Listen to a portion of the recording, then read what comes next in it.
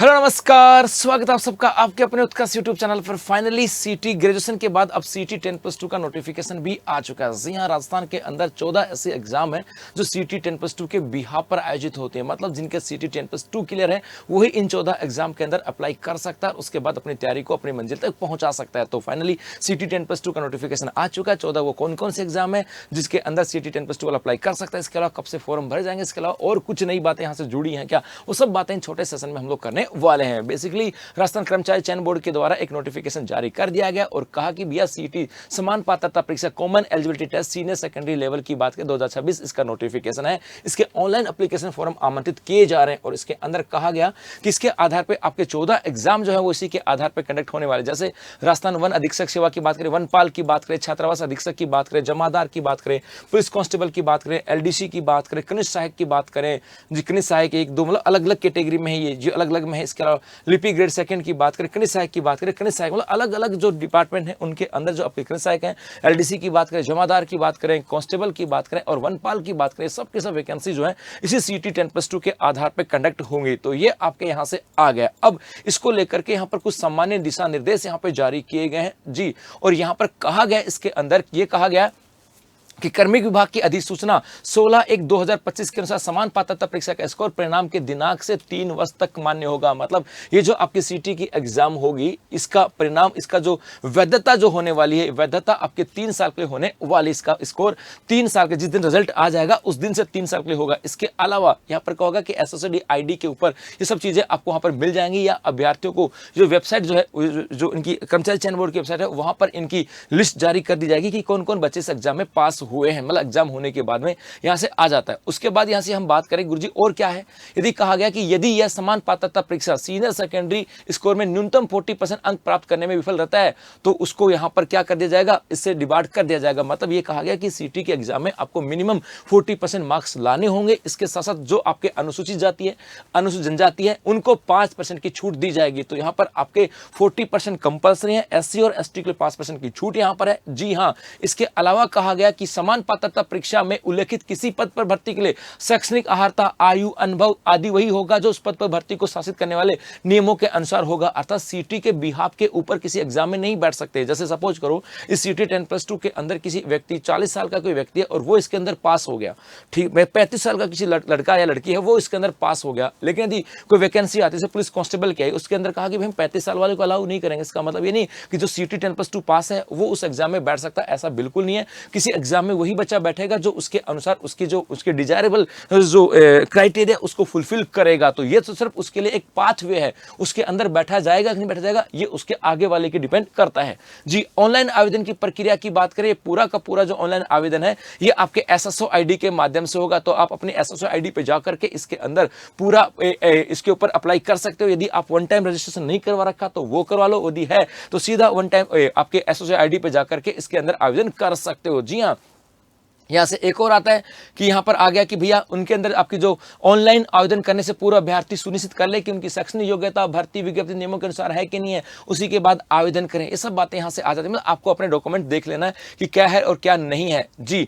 पूरे डॉक्यूमेंट्स आपके यहां पर होने चाहिए। इसके अलावा कहा गया जी अपने आईडी से ही, खुद अपनी आईडी एसओसी आईडी से ही आवेदन करें। किसी दूसरी एसओसी आईडी से आवेदन करोगे तो मान्य नहीं होगा जी। ये भी यहां से आता है। इसके अलावा कहा गया दिया गया जो समय है उसी के अंदर आपको ऑनलाइन आपको एप्लीकेबल एप्लीकेशन जो है ना वो फिल करनी है। यदि समय के बाद आपने आवेदन किया तो वो भी आपका मान्य नहीं होगा जी। यहां से आ जाती है कुछ चीजें, यहां से आ जाती हैं। इसके अलावा कहा गया जो ओटीआर की बात करें उसके लिए आपके शुल्क की बात की कि भैया ये शुल्क लगता है, ओटीआर करा लो। ओटीआर के बाद में आप एसओसी आईडी पे जाकर के इसके अंदर आप लोग एप्लीकेशन जो है ना वो फिल कर सकते हो, इसके अंदर आवेदन कर सकते हो। यहां पर आपके समान पात्रता परीक्षा 10+2 के आधार पर ये 14 एग्जाम है जिनके ऊपर आवेदन कराने की बात की गई है। जी हां, इसके अलावा यहां पर और भी कुछ चीजें कही गई हैं क्या जी। यदि मैं यहां से बात करूं कि भैया इसका आवेदन कब होगा, इसका आवेदन कब से कब होगा उसकी बात करें जी। देखते हैं यहां से कुछ आया गया क्या। यहाँ पर अलग अलग जैसे भूतपूर्व सैनिकों को लेकर के कुछ यहाँ पर वो दी गई है कि भाई गाइडलाइन की आपको कौन कौन होगा। ये आप लोग इतना तो पता होगा, उत्कृष्ट खिलाड़ियों के लिए गाइडलाइन यहाँ पर है जी। उत्कृष्ट खिलाड़ी किस किस को माना जाएगा, जो ये टूर्नामेंट है इसके अंदर जो मेडलिस्ट होंगे उनको माना जाएगा जी। मतलब अलग अलग क्राइटेरिया दे रखा है कि उन्हीं को उत्कृष्ट खिलाड़ी के रूप में माना जाएगा। दिव्यांगजनों के लिए कहा गया कि दिव्यांगजन किसको माना जाएगा, किस कैटेगरी के अंदर होगा, वो आपके यहाँ से दिया गया। इसके अलावा पात्रता और शैक्षणिक योग्यता की बात करें तो यहाँ पर कहा गया कि इसके अंदर जो बच्चा जो आवेदन कर रहा है या सीटी 10+2 के लिए एप्लीकेशन कर रहा है या उसके लिए अप्लाई कर रहा है, वो 12वीं पास होना चाहिए। बस सेकेंडरी स्तर की सीटी में उपस्थित होने के लिए शैक्षणिक योग्यताओं की बात करें, सीनियर सेकेंडरी उसके समतुल्य आपके पास होना चाहिए, ये कहा था। इसके अलावा कहा गया कि समान पात्रता परीक्षा हेतु निर्धारित शैक्षणिक योग्यता के अंतिम वर्ष में भी है, शामिल होने वाला है या सम्मिलित हो रहा है तो वो भी आवेदन कर सकेंगे, परंतु संबंधित विभागीय नियमों के अनुसार उनकी शैक्षणिक अर्हता अर्जित करना अनिवार्य होगा। कहा गया कि यदि आप फाइनल में हो, सपोज करो आपने 12वीं पास कर ली है तो अप्लाई कर ही सकते हो। यदि आप 12वीं में हो और ये एग्जाम दे चुके या देने जा रहे हो तो भी अप्लाई कर सकते हो। लेकिन हाँ, कुछ यहाँ पे गाइडलाइन है कि भैया समय से पहले, जैसे इसका रिजल्ट आएगा उससे पहले आपके पास उसका रिजल्ट होना चाहिए। इसके अलावा समान पात्रता परीक्षा में जो पदों की बात करें, उल्लेखित जो पद हैं इनके लिए चीजें अलग होंगी। जैसे यहाँ कहा कि सर इसके अंदर जो होगा वो आगे काम कर जाएगा कि नहीं भैया, यहाँ पर 12वीं के यहाँ पर सिर्फ चाहिए 12वीं पास। इसके अलावा यदि इसके बिहार पर आप किसी एग्जाम में अप्लाई कर रहे हो तो वहां की शैक्षणिक योग्यताएं अलग हो सकते हैं, ये अलग चीज यहां से आ जाती है।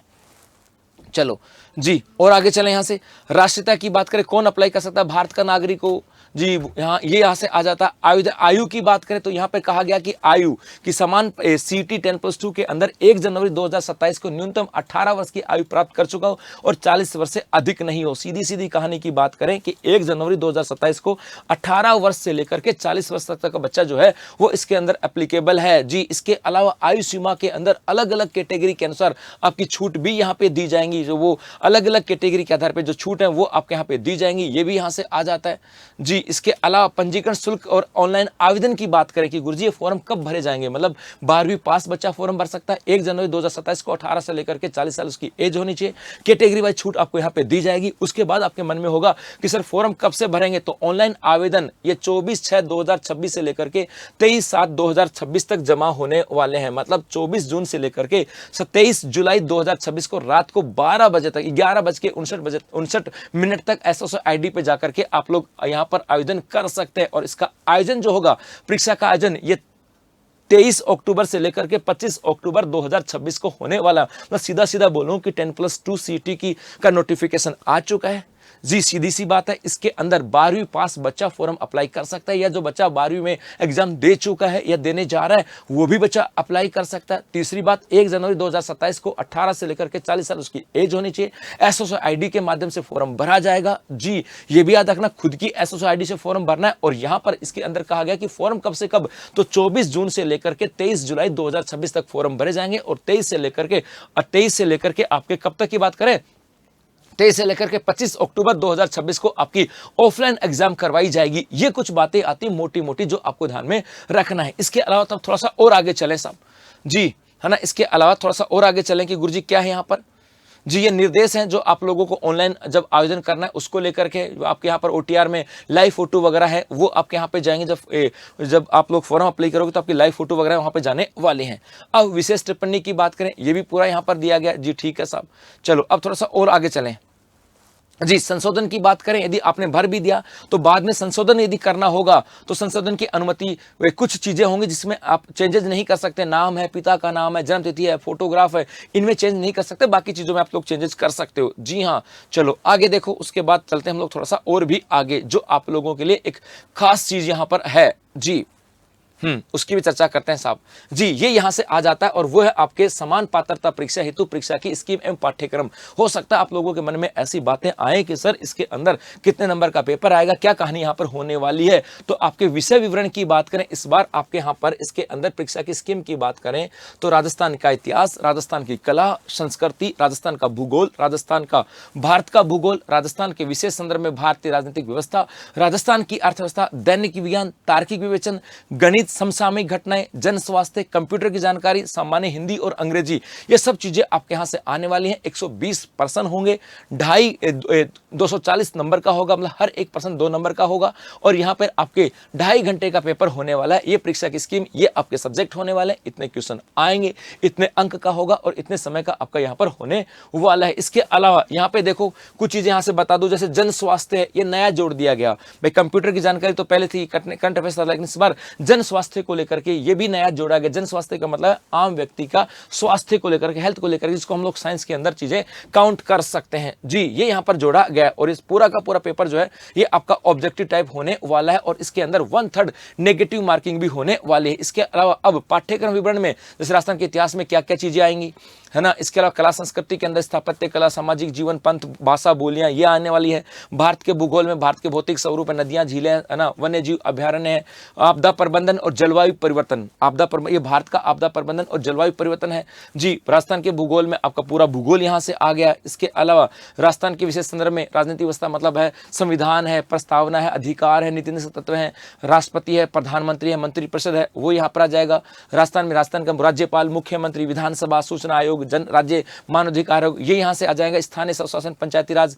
उसके बाद में यदि राजस्थान की अर्थव्यवस्था में हमारी अर्थव्यवस्था कैसी है, बजट में क्या कहा गया है ना, बेरोजगारी है, भूख, सूखा है, अकाल है, योजनाएं हैं जी, मनरेगा की बात करें वो यहाँ से हैं। इसके अलावा विज्ञान में भौतिक और रासायनिक परिवर्तन, ऑक्सीकरण, अपचयन की है, मतलब पूरा साइंस की बात करें वो यहाँ पर है जी। एवरीडे साइंस की बात करें, ये आपके तार्किक विवेचन और गणित की बात करें, रक्त संबंध है, संख्या श्रेणी है, अक्षर श्रेणी है, कैलेंडर है, समय चाल, दूरी है, त्रिभुज है, वर्त है, गोला है, बेलन है, घन है, शंकु है जी, ये यहाँ से आ जाएंगे। इसके अलावा और आगे चलें, समसामयिक घटनाओं की बात करें तो करंट अफेयर्स यहाँ पर आने वाला है जी हाँ। करंट अफेयर्स की बात करें वो आपके यहाँ से आने वाला है जी। चलो ये, और पब्लिक हेल्थ की बात करें, जन स्वास्थ्य में भाई फर्स्ट एड क्या होता है, नशीले पदार्थों का दुरुपयोग कैसे होता है, उनके बचाव क्या है, युवाओं का शारीरिक और मानसिक फिटनेस कैसे हो सकती है, सोशल मीडिया की लत से संबंधित स्वास्थ्य की बात करें, मतलब आपको ये आपकी हेल्थ को लेकर के जो आपकी कॉमन सेंस है वो यहाँ पर, कंप्यूटर की जानकारी की बात करें वो यहाँ पर है, सामान्य हिंदी यहाँ पर आने वाली है और सामान्य अंग्रेजी की बात करें वो यहाँ पर आने वाले। तो कुल मिलाकर के अब 14 एग्जाम के लिए जो पात्रता परीक्षा है उसका नोटिफिकेशन आ चुका है। धन्यवाद।